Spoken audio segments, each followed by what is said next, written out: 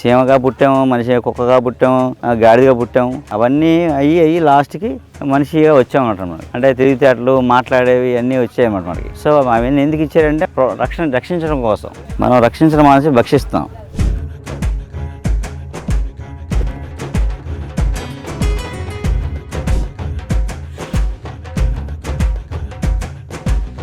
ఈ మామూలుగా ఏంటంటే మాకు రక్షణ కూడా ఇవి సపోర్ట్. ఇక్కడ కాపలా కాసేది ఇవే.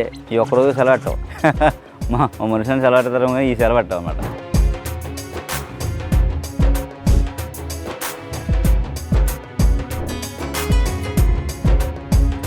మామూలు అయితే బయట ఫుడ్ లేక చచ్చిపోతారు, ఇక్కడ ఫుడ్ పెట్టి చంపుతున్నాను.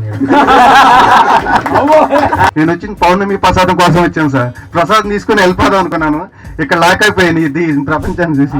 నిజంగా చెప్పాలంటే నా 40 ఏళ్ళ జీవితంలో అసలు సంక్రాంతి యొక్క మహత్యం ఇప్పుడు చూస్తాను. ఇక్కడ మనం పక్షుల పండుగ చేస్తాం. పక్షులకి ఆహారం అన్నీ మనమే తినకూడదు, అటు కూడా పెట్టాలి. పెడితే మళ్ళీ మనకు పెడతాయి. అలాగే మామూలుగా ఏంటంటే భోగి సంక్రాంతి బాగానే ఉంటుంది. కనుమ మొక్కను కానీ మొక్కల పండుగ అయిపోయింది. ఇది ఏంటంటే ఇక్కడ నుంచి ఇంక పొలాల్లో పెద్ద పంటలు ఉండవు, అంతా బీళ్ళుగా అయిపోతాయి అన్నమాట. మళ్ళీ వర్షాలు పడి మళ్ళీ పంట వచ్చే వరకు ఇది ఆహారం, వాటికి ఇది ఆహారం. అలాగే నీళ్లు, వేసవకాలం నీళ్లు పోస్తాం చక్కగా. ఇవన్నీ చేస్తే ఏమిటంటే భారతదేశం ఎంత గొప్పదంటే ఎక్కడో ఆఫ్రికా ఇంకా ఎక్కడెక్కడి నుంచో పక్షులు, వలస పక్షులు ఎందుకు వస్తాయి తెలుసా అండి? భారతదేశ వాతావరణంలోనే పిల్లలు పెట్టగలవు. ఇక్కడ వాటి సంతతిని డెవలప్ చేసుకోవడానికి ఎన్నో వేల కిలోమీటర్ ప్రయాణం చేసి వస్తాయి. భారతదేశంలో కొల్లేరు ఇలా చాలా ప్రాంతాలు ఉన్నాయి. అవి ఆ ప్రాంతానికి వచ్చి ఆ టైంలో వచ్చి అంటే ఆ పిల్లలు చేసుకునే టైంలో వస్తాయి. వచ్చి ఇక్కడ గుడ్లు పెట్టి పిల్లలు చేసి పిల్లలు ఎగరగలే వచ్చే వరకు ఇక్కడే ఉంటాయి. ఉండి మళ్ళీ తీసుకెళ్ళిపోతాయి, మళ్ళీ అక్కడే ఉంటాయి. అంటే అసలు ఏం చూసారా పర్పస్? ఆ వాతావరణంలోనే పిల్లలు పెట్టగలవు ఉంటాయి. అందుకని వాటి సంతోషం పెంచుకోవడం కోసం అంత కష్టపడి ఇక్కడికి వస్తాయన్నమాట. మనం చేసేస్తుంటాం. అలా ఎన్నో రకాల పక్షులు ఇతర దేశాలు కూడా మన దగ్గరికి వస్తూ ఉంటాయి. అంటే రెండు ఆ టైంలో ఇక్కడ మంచి ఫుడ్ కూడా ఉంటుంది కదా, మంచి ఆహారం దొరుకుతుంది అనమాట. అండి అందుకని వచ్చి చక్కగా పిల్లలు చేసుకుని వెళ్ళిపోతుంటాయి. అలాగే మనం కూడా పక్షులకి చాలా రకాల పక్షులు నెమ్మదిగా అంతరించిపోతున్నాయి. ఇంకా పిచ్చుకలు ఇలాంటివి ఏమీ చెప్పక్కర్లేదు. ఇక రావడానికి ఏముండవు. ఈ పావురాలు, కాకులు ఏమి అన్నీ మనం ఏంటంటే ఒక మ్యూజియంలో చూసుకోవాలి. రేపు పొద్దున మనిషి అనేవాడి ఉనికి కాపాడడానికి ఒక ప్లాట్ఫామ్ ఉండాలి. నేను చేసేది ప్లాట్ఫామ్. మనిషికి కావాల్సిన ఏముండాలో వృక్ష సంపద అది ఒక చోట చేస్తున్నాం. అలాగే వృక్షంలో ఉంటే సరిపోదు, పశువులు ఉండాలి. పశు సంపద. అలాగే పశువులు ఉంటే సరిపోదు, పక్షి సంపద. ఆ పక్షుల్ని కూడా మనం ఇక్కడ అటాక్ చేస్తున్నాం అండి. పెట్టడం వల్ల ఏంటంటే ఆహారం దొరికితే చక్కగా వచ్చి ఇక్కడ కొత్త పక్షులు అన్నీ ఇక్కడ వచ్చి ఉంటాయి అనమాట అండి. వాటికి సేఫ్ అని తెలియాలి. అంటే ఈ ప్రదేశం నాకు రక్షణగా ఉంటుంది అని తెలియాలన్నమాట అండి. పక్షులు మనకి వైద్యం నేర్పింది అవే. పశువులు పక్షులే మనకి వైద్యం నేర్పాయి. మానవుడు ఎలా నేర్చుకుంటున్న వైద్యం? పశువులు పక్షులు వాటికి జబ్బు చేసినప్పుడు ఏం తింటున్నాయో చూసి అవి చూసి నేర్చుకున్నాడు, వైద్యం నేర్చుకున్నాడు. వాటికి జబ్బు చేసినప్పుడు ఏం తింటాయి? కుక్కకి కడుపు అనేది అజీతిగా ఉందనుకోండి, స్టమక్ అంతా డిస్టర్బ్గా ఉందనుకోండి, అరగలేదు అనుకోండి, ఏం చేస్తుంది? గడ్డి తింటుంది. గడ్డి తిని ఆ గరుకి కక్కేసి 2 రోజులు రెస్ట్ తీసుకుంటావు. ఆ రోజు ఇంత ఏం తిందో మొన్నటికి మళ్ళీ ఫుల్ కింగ్ అయిపోద్ది అనమాట. అలా అన్నీ కూడా అలాగే పక్షి మనకి ఒకప్పుడు ఒక సమాచారం మనం పంపాలనుకోండి, అది ఎన్ని వేల కిలోమీటర్లైనా అది చూసారా? పక్షికి ఉన్న తెలివితేటలు. పౌరానికి ఒక లేఖ కట్టి పంపిస్తే పలానా దగ్గరికి వెళ్ళి చెప్తే అక్కడికే వెళ్ళి ఇచ్చి మళ్ళీ వెనక్కి వచ్చేసేది. ఇప్పుడు మన కొరియర్స్ కూడా మిస్ అవుతుంటాయి, కానీ పక్షులు మిస్ అవ్వలే మన సమాచారంలో. రకరకాల పక్షులు, అందులో పౌరాలు కీలకం. ఇంకా గరుడు పక్షులు ఇవన్నీ కూడా సమాచారం చేరవేసాయి అనమాట అండి. అలాగే మీ పక్షులు సైంటిస్టులు, ఇంజనీర్లు. పక్షి గూడు కట్టుకుంటుంది. ఏ జాతి పక్షి ఆ జాతి, దానికి సంబంధించిన గూళ్ళు రకరకాలుగా కట్టుకుంటాయి. కాకులు ఒకలా కట్టుకుంటాయి, సవరకాకులు ఒకలా కట్టుకుంటాయి, పౌరాలు ఒకలా కట్టుకుంటాయి. అంతేనండి. ఇక్కడ చిన్న పెట్టెలు ఉంటాయి, పాల పెట్టెలు అని, అవి కడతాయి చూసారా గూళ్ళు. ఇలా ఏలబడతా ఉంటాయి. ఎంత తుఫాన్ వచ్చినా పడిపో. చిన్న కొమ్మకి చివరన కడుతుంది, ఎంత గూడు కడుతుంది. ఆ గూడులో మళ్ళీ ఒక అర ఉండడానికి, గుడ్లు పెట్టుకుని పిల్లలు చేయడానికి, ఒక అర తన పడుకోవడానికి. వర్షం వచ్చినా తడదు, చలి ఇది, వేసవకాలం చల్లగా ఉంటుంది. అలా టెక్నాలజీ చేస్తారు. ఇది చిన్న గడ్డి పరకలు ఏరికెళ్ళి అలా అల్లడం అసలు అద్భుతం. అది ఒక మనిషి చేయలేడు ఆ పని. 2 పక్షులు మనకి కాలగమనాన్ని చెప్పేవండి. మనిషికి కాలం, టైం, సమయం, కాలగమనం, ప్రకృతి వైపరీత్యాలు ఇవన్నీ చెప్పే సైంటిస్టులు అవి మెసేజెస్. ఇప్పుడు పొద్దున్నే లేపేది పక్షులే. అలా లేకుండా మనకి అప్పుడు కోడి కోతతో లేచేవాళ్ళం. అలాగే పక్షులు గుడ్డికి రాగానే పడుకునే వాళ్ళం మనం కూడా. పక్షిని గమనిస్తూ ఉంటే మనం ఎలా బతకాలో పక్షి చెప్పేస్తుంది. ఏ టైంలో తినాలి. పక్షి ఏ టైంలో తింటారండి? పొద్దున్న సూర్యోదయం అయ్యాక బయటికి వెళ్ళిపోతుంది. తెల్లవారుజామున లేచి మనం లేపేసి కొంచెం ఎలుగు రాగానే వెళ్ళిపోతుంది మేతకి. సాయంత్రం దాకా మేసి వచ్చి సాయంత్రం అవగానే గుడికి వెళ్ళి పడుకుంటుంది. అంతేనండి. పడుకుంటుంది. కానీ తిందో, మీరు పంచపక్ష పరమాణం పెట్టినా తిందో, అవునా కదా. అందుకే వాటికి బీపీలు, షుగర్లు, క్యాన్సర్లు, థైరాయిడ్లు ఏం లేవు కదా. ఏముంది, మన పక్కనే ఉన్నాయి, అంతేనండి, మన పక్కనే ఉన్నాయి, మన చుట్టూనే ఉన్నాయి. కానీ మన ఆటికి బీపీలు, షుగర్, థైరాయిడ్లు మనకెందుకు వచ్చాయి అంటే మనం ఈ ప్రకృతి దగ్గరగా జీవించట్లేదు. అవి హైదరాబాద్ సిటీలో ఉన్నా సరే ప్రకృతి దగ్గరగా జీవిస్తున్నాయి. అంటే లేచే టైం కరెక్ట్గా ఉంది, తినే టైం కరెక్ట్గా ఉంది, పడుకునే టైం కరెక్ట్గా ఉంది, ప్రశాంతంగా ఉన్నాయి, ఒక గొడవ లేదు. అలాగే పక్షి మనకి ఇంకా అడ్వాన్స్ ఏంటంటే ప్రకృతి వైపరీత్యాలు కనిపెట్టి మనకు చెప్పేది అనమాట అండి. ఇప్పుడు చూడండి, తుఫాన్లు కానీ ఇవన్నీ వచ్చాయనుకోండి, తుఫాను, భూకంపాలు, సునామీలు వస్తున్నాయనుకోండి, 3 రోజుల ముందే ఖాళీ చేసి వెళ్ళిపోతాయి, ఉండవు. ఎక్కడైనా తుఫాన్లు, భూకంపాలు వస్తే మనం కట్టేసినవి మన సాల్లో ఉన్న చచ్చిపోవాలి తప్ప, మన పెంపుడు జంతువులు చచ్చిపోవాలి తప్ప, బయట అడవిలో ఉన్న ఒక్క జీవి చావదు. ఎక్కడ చూసామా తుఫాను వల్ల ఇన్ని పక్షులు చచ్చిపోయాను కానీ, తుఫాను వల్ల ఇన్ని జంతువులు చచ్చిపోయాయి. జంతువులు, పక్షులు అంటే జంతువులు కూడా పక్షులు చెప్తాయి, అవి వెళ్ళిపోతాయి, ఒక రకమైన సౌండ్ చేసి వెళ్ళిపోతుంటాయి. ఆ సౌండ్ తెలుసు అడిగి పశువులు తెలుసు, మన పూర్వీకులకి తెలుసు. ఆ సౌండ్ రాగానే వీళ్ళు కూడా ఖాళీ చేసి వెళ్ళిపోయారు అక్కడి నుంచి. అవి ఎలా చేస్తాయి, వాటికి మెసేజ్ ఎలా వస్తుంది తెలుసండి, చెట్లు చెప్తాయి, రకరకాల చెట్లు చెప్తాయి. ఆ ఆకు కదలికని బట్టి ఇవి పారిపోతాయి అనమాట. అందులో రావి చెట్టు ప్రధానమైంది. రావి చెట్టు ఈ భూమి మీద ఏం జరుగుతుందో ఆ వైబ్రేషన్స్ని కనిపెట్టగలదు అనమాట. కనిపెట్టి ఆకు చివర కొస తిరుగుతుంది ఎర్రని గాలికి, ఆ రొటేషన్ బట్టి పక్షి తెలిసిపోద్ది అనమాట. 3 రోజులు ఇక్కడ భూకంపం అవుతుంది, 3 రోజులు తుఫాన్ వస్తుంది, మనం ఒక వారం రోజుల పాటు మనం ఇంకో చోటకి తల దాచుకోవాలి అని అక్కడి నుంచి జంప్ వెళ్ళిపోద్ది. అలా పక్షులు వెళ్ళిపోతాయి అనుకోండి, మనిషి వెళ్ళిపోతున్నాయంటే మనం కూడా వెళ్ళిపోవాలి అని వాళ్ళు వెళ్ళిపోయారు అప్పట్లో తుఫాన్లకి వాళ్ళకి చచ్చిపోయినట్టు ఎక్కడ రికార్డులు లేవు. నేను పక్షి గమనంతో వాళ్ళు జీవించేవారు. అది నేచర్ కనెక్ట్గా ఉండడం అంటే. ఇప్పుడు మనం ఎంత సైన్స్, ఎంత టెక్నాలజీ, మోడర్న్ సైన్స్ ఎంత చెప్పినా వర్షం కురుతుంటే కురదు, వర్షం కురదంటే కురిసేది, కొంప వచ్చేది, అంతేనండి. తుఫాన్ వస్తుందంటే రాదంటే వచ్చేస్తుంది. అంటే ఎగ్జాక్ట్గా మనం చెప్పలేం, కానీ అవి చెప్తాయి. అలా ఏంటంటే పక్షులని కాపాడడం కూడా మన పనే. అవి కాపాడితేనే మనకు ఫుడ్ ఉంటుంది. అందుకని పక్షి కోసం మనం ఈరోజు ఈ కార్యక్రమం చేస్తున్నాం. ఇదేదో ఈరోజు కార్యక్రమం జస్ట్ ఏదో డెమో అనుకోకండి, ఇది పర్మనెంట్ సెటప్. ఈ సైట్ లాంగ్ లీజ్. ఈ సైట్లో ఆవులు గడ్డి వేస్తున్నాం. ఇక్కడ వీటికి చక్కగా ఈ చెట్లు అనేవి వాటి కోసం రెడీ చేసాం. ఇక్కడ చాలా పక్షులు వస్తాయి. మన ఆశ్రమం దగ్గర, మన ఆశ్రమం పక్కనే ఇది. ఆశ్రమం దగ్గర అంటే జనం అదే వస్తుంటారు. 2 కోతులు ఉన్నాయి, వాటి పెడితే కోతులు మేత పాడు చేస్తాం. అందుకని ఇక్కడ పెట్టాం. అందుకని ఈ ప్లేస్ పక్షుల కోసం కేటాయించింది అనమాట. ఇక్కడ మన దగ్గర చాలా బాతులు, రకరకాల బాతులు, కోళ్ళు చాలా రకాలు ఉన్నాయి. అవి కూడా మనం డెవలప్ చేస్తాం అంటే చక్కగా. అవన్నీ కోసుకోవడానికి కాదండి, చక్కగా బాతులు ఉంటాయి కదా, బాతులు నీళ్ళల్లో తిరగడం వల్ల చేపలకు ఆరోగ్యం. చేపలు తింటాయి కానీ చేపలకు ఆరోగ్యం. అదే వరి పొలాల్లో వరి కోసిన తర్వాత బాతులు వెళ్తాయి కదా పొలాల్లోకి వెళ్ళడం వల్ల అవి ఏం చేస్తాయంటే కలుపుకు సంబంధించిన గడ్డి విత్తనాలు తినేస్తాయి. కలుపు రాదనమాట. 2 వాటి ఎరువు ఆ భూమికి సారవంతం అనమాట. అంటే అందుకు బాతుల్ని వరి పొలాల్లో మేపుతారు. అలా రకరకాలు ప్రతి జీవి ఈ ప్రకృతికి పనికొచ్చేదే. మన వంటకో ఆరోగ్యానికో పనికొచ్చేవన్నమాట ఇవన్నీ. అవి ఏంటంటే ఇంకా అది సాక్రిఫైస్ చేస్తూనే ఉంటాయి. అదే పని, ఇంకో పని రాదు వాటికి. వాటిలో రాజకీయాలు ఏమి ఉండవు, పాలిటిక్స్ ఏమి ఉండదు వాటికి. ఈ పొలంలోకి వెళ్ళకూడదు అదేమి ఉండదు, ఈ చెట్టు మీదకి వెళ్ళకూడదు, ఈయన మంచోడు కాదు ఈయన వైపు వెళ్ళకూడదు అనేమి ఉండదు పక్షులకి. అలా ఏంటంటే అదే ప్రకృతికి మనం చేసేది, అదే పర్పస్. మనిషి పర్పస్ ఏంటంటే వీటన్నింటినీ కాపాడడం కోసం మనం వచ్చాం. మనకి అది తెలియజేట్లు ఇచ్చారండి. అవన్నీ దాటి వచ్చాం మనం. చీమగా పుట్టాము, మనిషి కుక్కగా పుట్టాము, గాడిదగా పుట్టాము, అన్నీ అయ్యానమాట. అవన్నీ అయ్యి లాస్ట్కి మనిషిగా వచ్చామన్నమాట మనకి. అంటే తెలివితేటలు, మాట్లాడేవి అన్నీ వచ్చాయన్నమాట మనకి. సో అవన్నీ ఎందుకు ఇచ్చారంటే మనం ఆల్రెడీ మళ్ళీ రక్షించడం కోసం. అలా అనమాట. మనం రక్షించడం అనేసి భక్షిస్తాం. ప్రకాశం జిల్లా సాగినవతల అంటే స్మాల్ విలేజ్ అండి మాది. కంప్లీట్ వ్యవసాయ బ్యాక్గ్రౌండ్ మా విలేజ్ అంతా. అక్కడ సంక్రాంతి కనుమ ఈ 2 రోజులే చేస్తారండి. అసలు ఈ పండుగ అంటే ఇన్ని రోజులు ఉంటుందని మన గురువు గారి దగ్గరికి వచ్చిన తర్వాత తెలిసింది నాకు. ఆయన అసలు నాకు ఒక ప్లేస్లో పరిచయం అయ్యారండి. ఏదో ఒక విజయవాడ, రాజమండ్రిలో ఎక్కడ పరిచయం అయ్యారు సార్. ఎక్కడికో యూట్యూబ్ చూస్తున్నారు సార్ వీడియో చూస్తున్నారు. ఏంటంటే ఒక 3 days వేరే ప్రోగ్రామ్ అని ఫోన్లో మాట్లాడుకుంటున్నాడు ఆయన సార్ గురించి. నేను వస్తానండి, మీతో రావచ్చా అని అడిగాను. ఆబ్వియస్లీ రా బాబు, ఫస్ట్ వీడియో చూడు, నీకు నచ్చితే నాతో పాటు వచ్చా అన్నాడు. వాళ్ళు తీసుకొచ్చి ఇక్కడ వదిలేశారు. ఇప్పటి వరకు నేను వాళ్ళతోటే లేను. అమ్మగారు పిండి వంటలు తింటూ వాళ్ళ సార్ తోటి ఇక మొత్తం ఈ ప్రపంచం అంతా నాకు అసలు ఫోన్ స్విచ్ ఆఫ్ చేసి, మా ఇంట్లో వాళ్ళతో ఇప్పటి వరకు మాట్లాడలేదు. ఫోన్ అంతా స్విచ్ ఆఫ్లో ఉంది. అసలు మాటలతో చెప్పలేను సార్. చాలా ఆనందంగా ఉంది. నేను వచ్చిన పౌర్ణమి ప్రసాదం కోసం వచ్చాను సార్. ప్రసాదం తీసుకుని వెళ్ళిపోదాం అనుకున్నాను, ఇక్కడ లాక్ అయిపోయాను ఇది ప్రపంచాన్ని చూసి.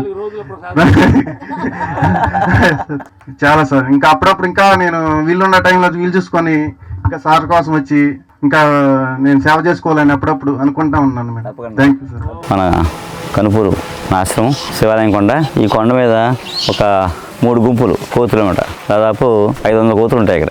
ఏంటంటే మేము రాకముందు ఇక్కడ ఒక గుంపు ఉండేది, ఆ కొండ ఊరు వైపు ఒక గుంపు ఉండేది, ఆ పొలాల వైపు ఇంకో గుంపు ఉండేది అనమాట. అవన్నీ ఆ పొలాల్లో తింటా ఉండి రైతులకు కొంచెం ఇబ్బంది కూడా ఉండేది. మేము వచ్చిన తర్వాత ఏంటంటే దాదాపు మనం 2 సంవత్సరాల నుంచి ఇక్కడ ఉంటున్నాం. ప్రతిరోజు ఏదో ఒకటి పెడతాం. మనం పెట్టడం వల్ల మొత్తం 3 గుంపులకు చేరిపోయి ఇక్కడే ఉంటాయి, గట్టి వెళ్ళాం అనమాట. శుభ్రంగా నీళ్ళు తాగుతాయి, శుభ్రం తింటాయి. ఇంకేమైనా ఉంటే అలా వెళ్ళి ఈ చెట్లలో ఉండే కాయలు అవి తింటుంటాయి అన్నమాట, ఆకులేని.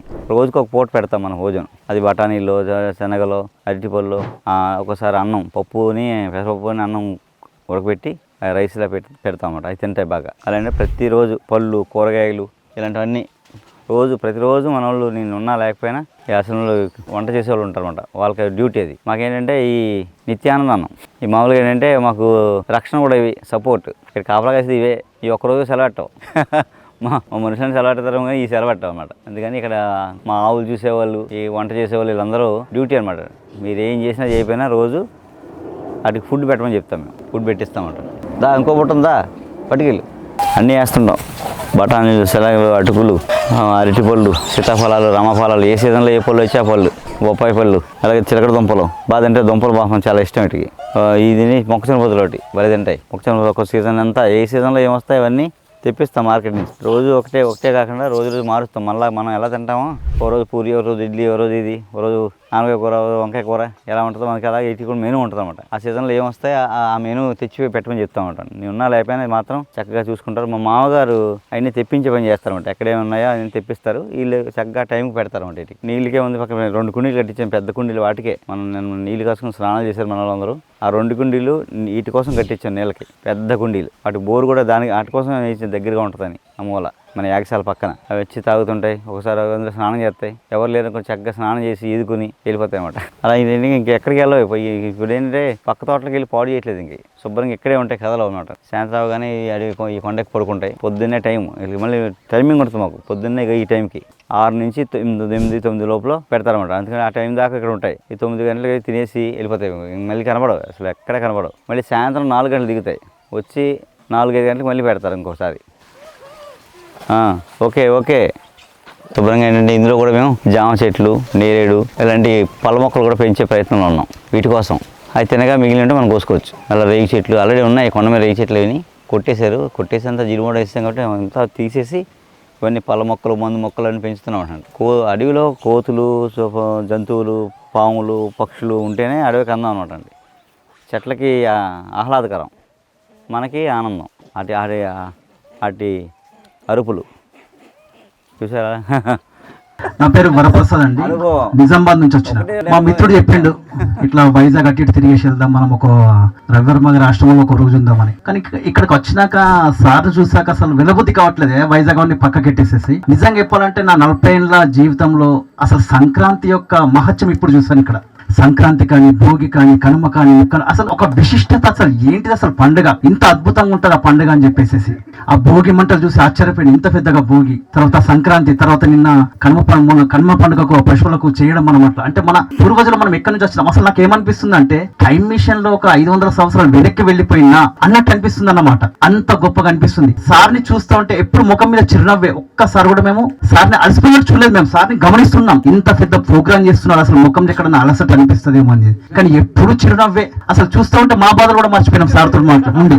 ఆ సార్ వంట చేసే విధానం, అసలు ఒక గొప్ప పొజిషన్ లో ఉండి ఎవరు కింది స్థాయికి దిగరు. కానీ సార్ అట్లా కాదు, మనలో ఒక సాధారణ వ్యక్తిలా మనందరికీ వంట చేసి, అంటే ఒక అమ్మ ఏ విధంగా మా పిల్లల గురించి ఆలోచిస్తుందో మన గురించి ఆ విధంగా ఆలోచించి సార్ చేసే విధానంకు ఈ 4 రోజులు ఇక్కడే కట్టిపడేసినట్టు అయిన ప్రేమతోటి. మళ్ళీ ప్రాచీన విషయాలను వెలికి తీయడం. ఆ తోలు బొమ్మలాట నా జీవితంలో ఫస్ట్ టైం చూసిన నా తోలు బొమ్మలాట. అరే ఇంత బాగుంటుందా, బంగారక్క, తైతక్క, కేతిగాడు అని చెప్పేసి ఆ పాత్రల పరిచయము, ఆ కొమ్ము డ్యాన్స్, ఆ గిరిజనులను తీసుకొచ్చి మా ముందు ప్రత్యక్షం చేసిండు. అసలు ఒక విచిత్ర ప్రపంచం మాకైతే. ఆ గిరిజనులు చూడడం, వాళ్ళ ఆచార వ్యవహారాలు, వాళ్ళ ఒక నాట్యము, అసలు చెప్పరావట్లేదు మాకు. అసలు ఇక్కడ నుంచి వెళ్ళాలంటే కూడా బాధగా అనిపిస్తుంది.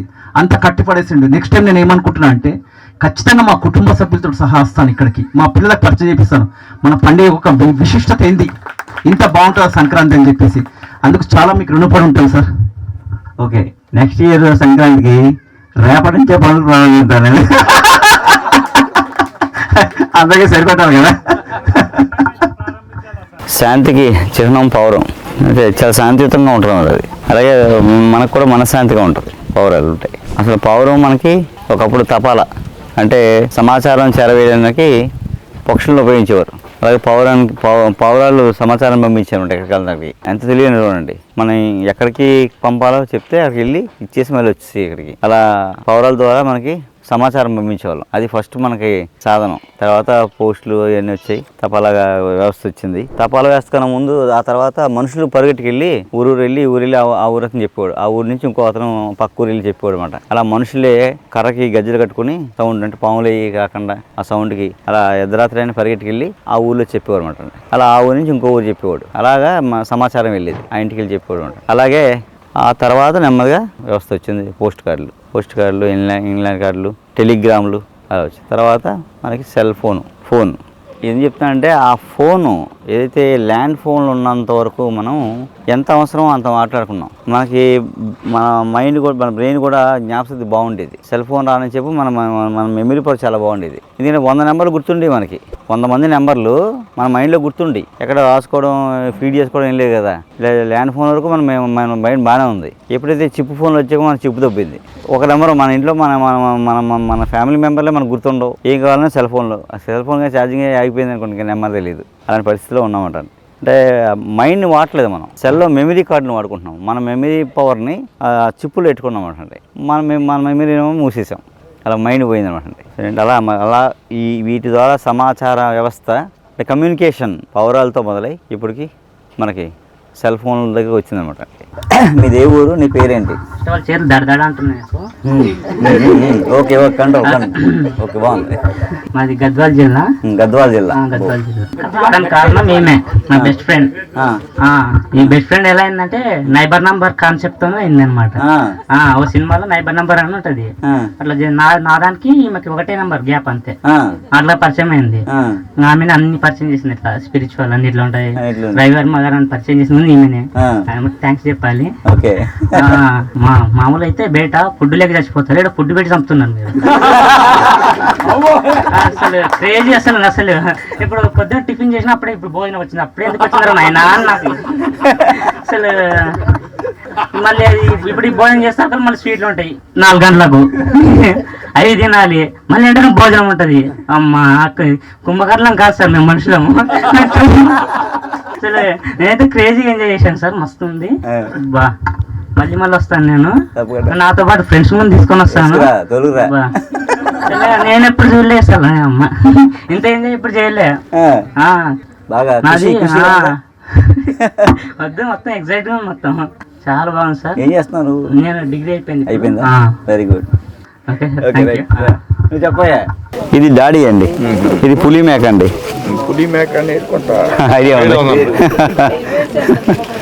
పులి మేక ఏంటంటే 3 పుళ్ళు ఉంటాయండి, 16 మేకలు ఉంటాయి. 16 మేకలు 3 పుల్ని బంధించాలి, లాక్ చేయాలి. గడి గ్యాప్ వస్తే పులి తినేస్తాం జంప్ చేసి. అలా 16 పులి కదలకుండా చేసేయాలి. కదలకి 3వ గడికి వెళ్ళి దారి లేకుండా చేసేయాలండి. ఇలా ఉందనుకోండి, ఇక్కడ నుంచి ఇటు రావడానికి కానీ దరడానికి కానీ లేకుండా చేశారండి. మేకలు పులిపైన గెలాలి.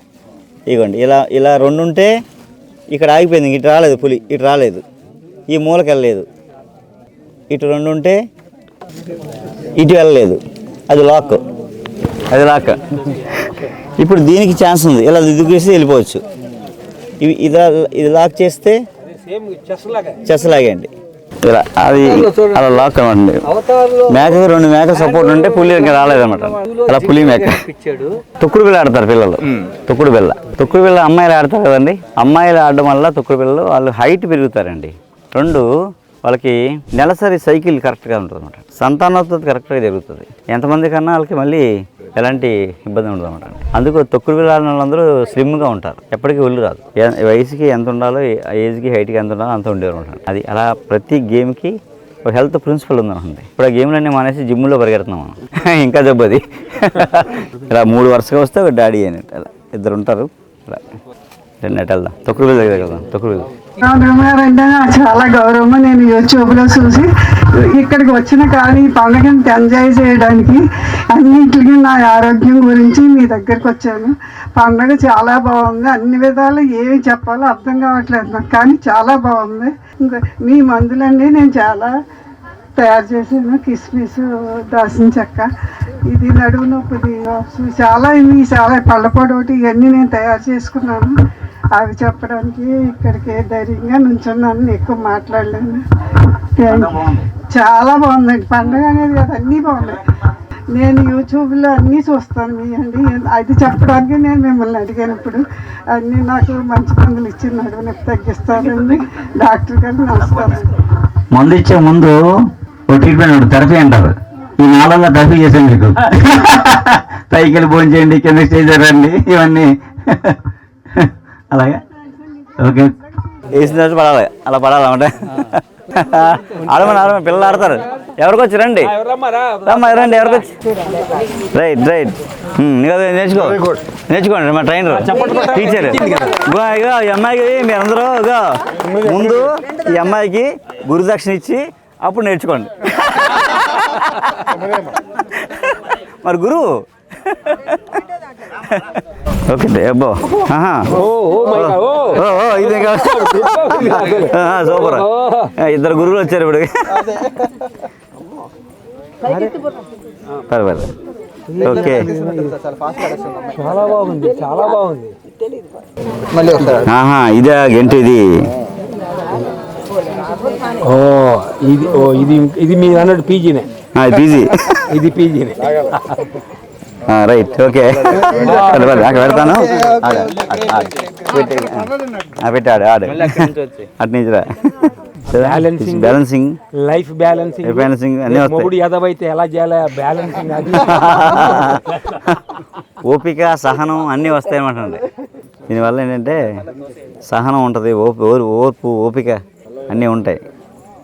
ఆలోచన సరళి అంటే సమయస్ఫూర్తిగా స్పందించడం అంటే స్పందన బ్రెయిన్. అలాగే లైఫ్లో వచ్చిన ప్రాబ్లమ్స్ కూడా అలా స్పందిస్తారండి. అందుకే స్త్రీ శక్తి అన్నారు.